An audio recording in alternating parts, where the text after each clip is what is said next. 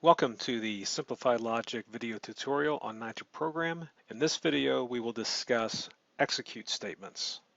So now I'll come down to my cylinder and right-click, select Add Execute, and it adds this execute statement here. So I'll double-click on that, and it's wanting some pieces of information here. The first thing it's looking for is an object type. In this case, it's a part. So I'll just type in PART. If it was an assembly, you would type in ASSY for assembly. The object name is cylinder.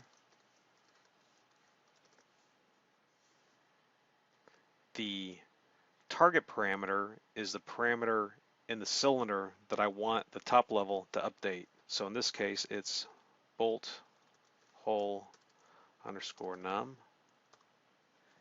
And the current parameter name is the one that I just created in my assembly. So I'll click on parameters and grab assembly hole num and click save. And now I'll come to my plate C and add the same execute statement. So right click, add execute, double click on the execute line. Again, the object type is part. If it were an assembly, it would be ASSY. The object name is plate underscore C.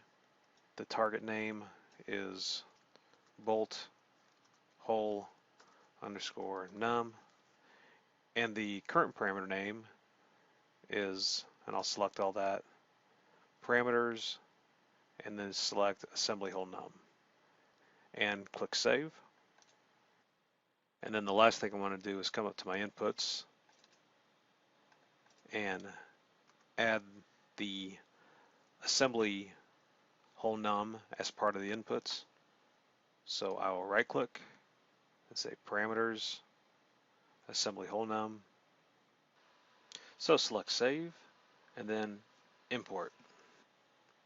Okay, so let's test our execute statements. And remember, the reason we're doing this is because when we regenerate our top level assembly, it stops at each model that has program inputs in it. So it stops at the housing, it stops at the cylinder, and it stops at the plate. And we want to get it so that there's just one regeneration at the top level, and the execute statement will allow us to pass a value from a parameter in the housing to other components in our assembly.